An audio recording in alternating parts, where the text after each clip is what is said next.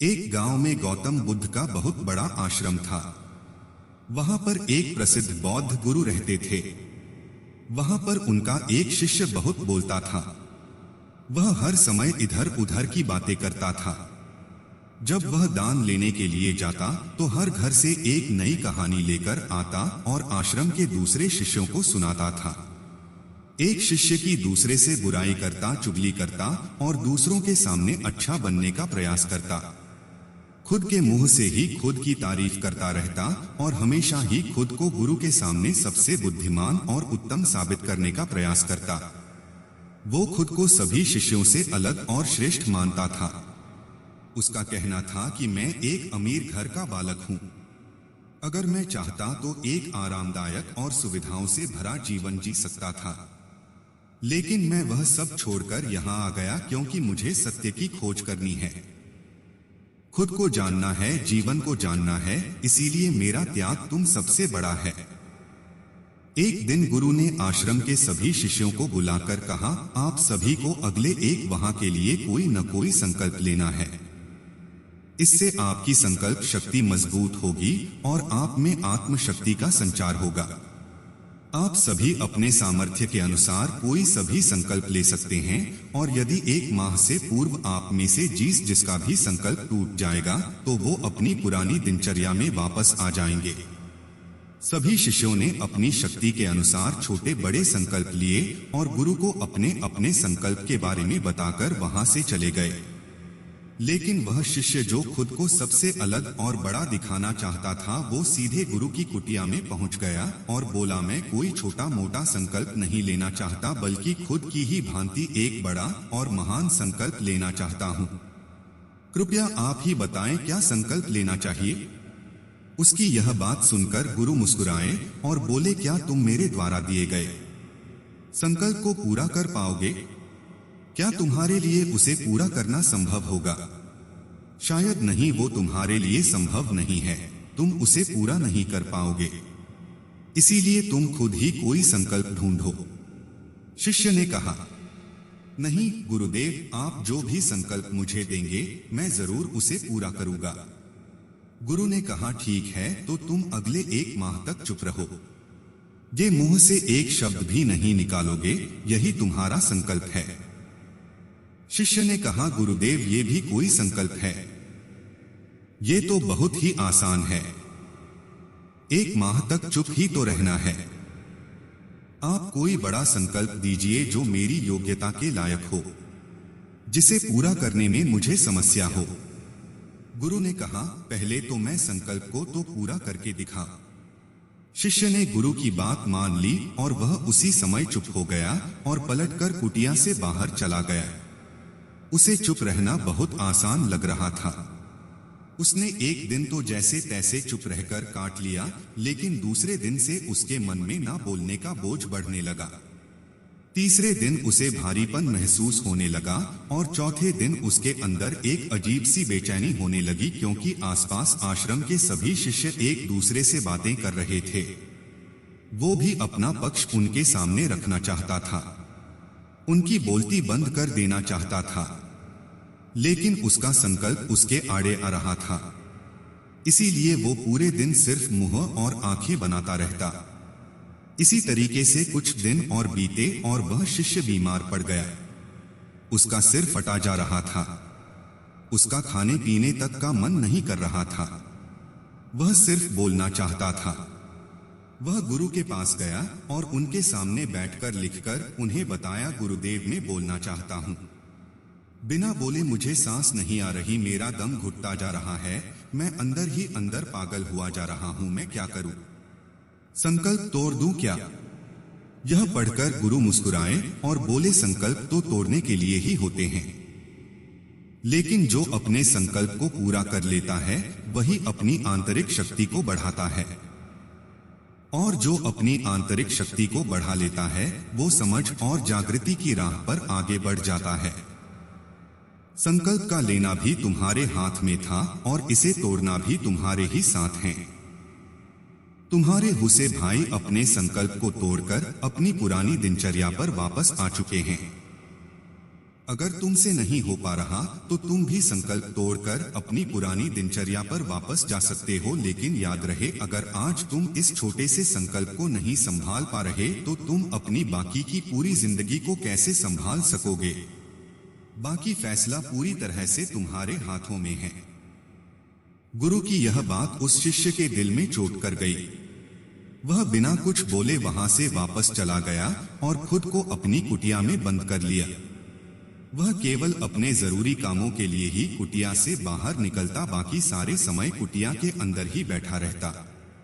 15 दिन बीत चुके थे और आश्रम के लगभग सभी शिष्यों का संकल्प अब तक टूट चुका था, लेकिन उसका संकल्प अभी भी जारी था। संकल्प लेने के बाद से अब तक उसने एक शब्द भी न बोला था। सारा आश्रम हैरान था कि इतना बोलने वाला इंसान चुप कैसे हो गया। 15 दिन बीतने के बाद वह दोबारा अपने गुरु के पास गया और लिखकर बताया है, गुरुदेव, मैं बाहर से तो चुप हूं, लेकिन मेरे भीतर बहुत सी आवाजें हैं, बहुत सी चीख पुकार और शिकायतें हैं। मैं अंदर ही अंदर बात करता रहता हूं। मेरा मन तरह तरह के प्रश्न पूछता रहता है। मैं बाहर से जितना मौन हूं, भीतर से उतने ही शोर शराबे से भरा हुआ हूं। क्या इस तरह से मेरा संकल्प अभी भी जारी है? गुरु ने कहा, हाँ, तुम्हारा संकल्प अभी भी जारी है, लेकिन जब तक लोगों की यह आवाज है, तुम्हारे कानों में पड़ती रहेंगी, तुम्हारा मन बोलता रहेगा। क्योंकि इससे तो आदत है बोलने की। तुम भले ही बाहर से चुप रहो, लेकिन तुम अंदर ही अंदर बोलते रहोगे। तुम्हें इन बातों से, इन आवाजों से दूर जाना पड़ेगा। शिष्य गुरु को प्रणाम कर वहां से चला जाता है और सुबह होते ही अपनी कुटिया छोड़कर जंगल की तरफ चला जाता है। कई दिन बीत जाते हैं। संकल्प का समय भी पूरा हो जाता है, लेकिन शिष्य लौटकर नहीं आया। आश्रम में सभी को डर था कि कहीं जंगली जानवरों ने उसे खाना लिया हो। इस बीच उसे ढूंढने की बहुत कोशिश की गई, लेकिन वह नहीं मिला। सभी गुरु भाइयों ने मान लिया था कि जंगली जानवरों ने उसे अपना शिकार बना लिया है, लेकिन गुरु को ऐसा नहीं लगता था। एक दिन आश्रम का एक अन्य शिष्य गुरु के पास आया और बोला, गुरुदेव, हमारे उस अधिक बोलने वाले भाई के साथ क्या हुआ होगा? क्या जानवरों ने उसे मार दिया होगा? गुरु ने कहा, हो सकता है कि जानवरों ने उसे अपना शिकार बना लिया हो, लेकिन उसके न लौटने की एक दूसरी वजह भी हो सकती है। शायद उसे वो मिल गया है जिसके लिए वह गया था। फिर शिष्य ने पूछा, गुरुदेव, क्या ज्यादा बोलना इतना हानिकारक होता है? गुरु ने कहा, इंसान के जीवन के बहुत सारे दुखों में से एक दुख ये भी है कि वो कभी चुप नहीं रह सकता, हमेशा कुछ ना कुछ बोलता ही रहता है। सिर्फ हमारे बोलने के कारण हमारे आधे से ज्यादा दुख पैदा होते हैं। परिवार के अधिकतर झगड़ों की वजह हमारा बिनतलब बोलना ही होता है। हम में से कोई भी चुप नहीं रहना चाहता। हम बस सामने वाले को सुना देना चाहते हैं। जो भी हमारे मन में है सब निकालकर उसके मन में बैठा देना चाहते हैं। उसे समझा देना चाहते हैं कि देख, तू गलत है और मैं सही, और इस तरीके से सब एक दूसरे की सड़ी गली बातों को ग्रहण कर रहे हैं। इस तरीके से सुनने और सुनाने का यह काम जिंदगी भर चलता रहता है।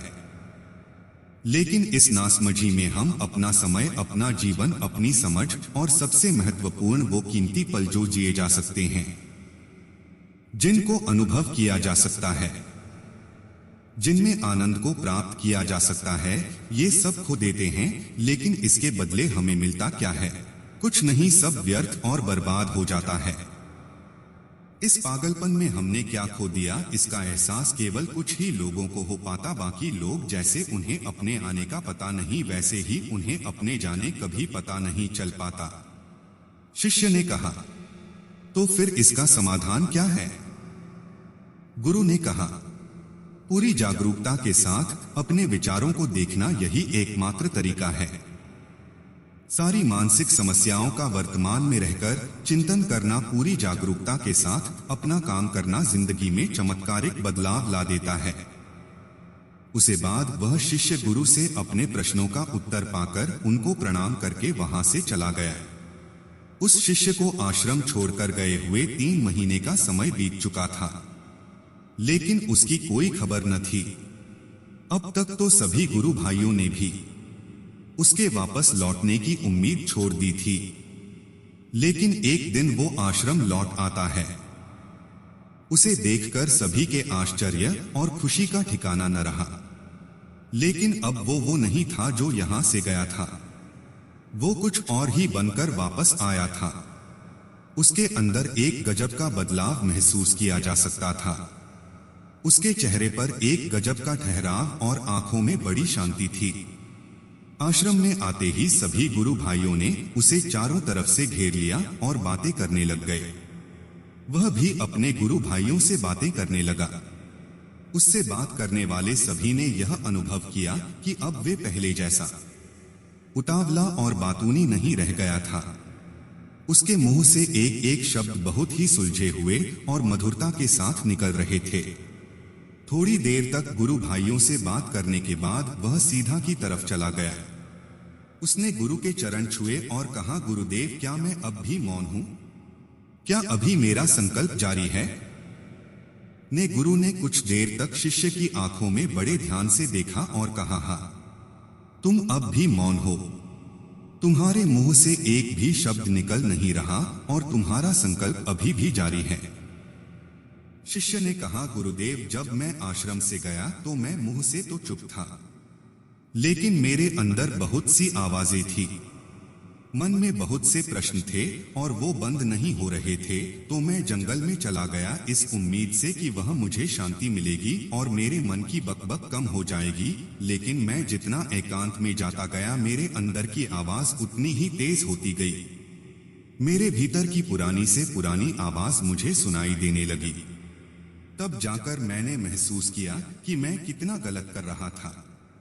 जब मैं अपने परिवार वालों, दोस्तों को और गुरु भाइयों को बुरा भला कहता था तो उस समय मुझे लगता था कि मैं सही कह रहा हूं। जब मैं गुरु भाइयों की एक दूसरे से चुगली करता हूं और उनका मजाक नाता, तब भी मुझे यही लगता था कि मैं उनसे बेहतर हूं और मैं सही कर रहा हूं।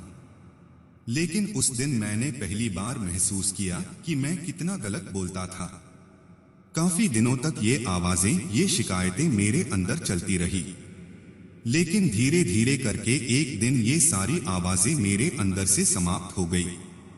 अब मैं भीतर से भी मौन हो गया। उस घने जंगल में बाहर से कोई बोलने वाला था नहीं और भीतर कोई आवाज बची ही नहीं थी, और मैं उस दिन पहली बार मौन का सही अर्थ समझा। मेरे चारों तरफ बहुत शांति थी। हालांकि अभी भी कुछ आवाजें आ रही थी जो पहले भी आती थी, लेकिन मैं उन्हें सुन नहीं पाता था। पर अब वह सभी आवाजें मुझे स्पष्ट रूप से सुनाई दे रही थी।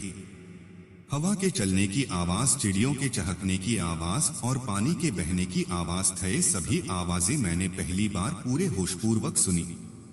अपने चारों तरफ इतनी शांति मैंने पहले कभी महसूस नहीं की थी। तो इस शांति को भंग करने के लिए मैंने पहली बार अपने मुंह से कोई शब्द निकाला। मैं चिल्लाया, हे ईश्वर, ये कैसी शांति है? सभी कुछ इतना शांत क्यों है? ऐसा क्या हो गया? लेकिन मेरे चिल्लाने के बाद भी वह शांति भंग नहीं हुई। सब कुछ पहले के जितना ही शांत था, बाहर भी और भीतर भी। हे गुरुदेव, मैंने अपने गुरु भाइयों से बात की, मैंने आप बात की, मैं बोल रहा हूं, मैं चल रहा हूं, मैं सब कुछ देख रहा हूं, लेकिन मैं अपने भीतर एकदम एकांत में हूं, मौन में हूं। भीड़ में होता हूं तब भी भीतर से अकेला एकांत में होता है।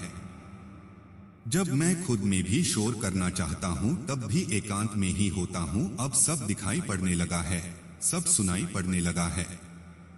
गुरु ने कहा, जब तक हम बाहर की तरफ बोलते रहेंगे भीतर अशांति ही रहेंगी, लेकिन जिस दिन हम भीतर की तरफ मुड़ जाएंगे तब हमारे मुंह से कुछ भी निकलेगा, हम शांत ही रहेंगे। दुनिया में जितनी भी बुराइयां हैं ज्यादातर हमारे बोलने से ही उत्पन्न होती है, क्योंकि हम चुप रहना नहीं चाहते। हम जितनी जरूरत है उससे कहीं ज्यादा बोलते हैं। हम सामने वाले को सुनना नहीं चाहते, बल्कि उसकी बोलती बंद कर देना चाहते हैं। उसे समझा देना चाहते हैं कि मैं कौन, मैं क्या कर सकता हूं, और यही हमारी जिंदगी का मकसद बनकर रह जाता है। हमारी सारी ऊर्जा इस व्यर्थ के बोलने में बर्बाद होती रहती है। ऐसे ही समाज में लोगों का जीवन दुखों से भर जाता है, जो हमेशा एक दूसरे को सुनाने में लगे रहते हैं, कभी एक दूसरे को सुनना नहीं चाहते, समझना नहीं चाहते, और चुप रहना तो उन्होंने कभी सीखा ही नहीं, क्योंकि चुप रहना उन्हें छोटा महसूस करवाता है। दुनिया की सभी लड़ाइयों का कारण हमारा बोलना ही है, इसलिए हमें सिर्फ उतना ही बोलना चाहिए जितना जरूरी हो, क्योंकि व्यर्थ का बोलना ऊर्जा को नष्ट करना है, और ये बोलना ही हमें कभी अपने भीतर की ओर लौटने नहीं देता, क्योंकि ये हमें बाहर की ओर खींच कर रखता है। और बाहर है ही क्या इस संसार के अलावा, लेकिन अगर अपने भीतर के संसार की ओर मुड़ना है तो इस मुंह को बंद ही रखना चाहिए। इसीलिए जितने भी बुद्ध हुए, आत्मज्ञानी हुए, वो सभी एकांत की ओर भागे ताकि उन्हें ज्यादा ना बोलना पड़े, ज्यादा सुनना ना पड़े, वो एकांत में रहें और शांत रहें। इसीलिए आसानी से भीतर की यात्रा कर पाएं। लेकिन अगर कोई चाहे तो इस संसार में रहकर भी एकांत में रह सकता है, शांत रह सकता है, लेकिन इसके लिए उन्हें अपनी ऊर्जा बचानी होगी, जिसे वह अब तक अपने व्यर्थ के शब्दों में बर्बाद कर रहे थे। दोस्तों, इस कहानी की सीख यही है कि व्यर्थ का बोलना ऊर्जा को नष्ट करना है। ज्यादा और व्यर्थ बोलना ही हमें अपने भीतर की ओर लौटने नहीं देता, क्योंकि यह हमें बाहर की ओर झुकाए रखता है, और जिन्हें भीतर की यात्रा करनी है उन्हें अपने मुंह को बंद ही रखना चाहिए। मुझे उम्मीद है कि आपको यह कहानी पसंद आई होगी और काफी कुछ सीखने को मिला होगा। कहानी के बारे में अपने विचार आप हमें नीचे कमेंट बॉक्स में कमेंट करके बता सकते हैं। जाने से पहले वीडियो को लाइक करें और चैनल को सब्सक्राइब जरूर करें। तो जो हो गई स्वामी व स्वामी।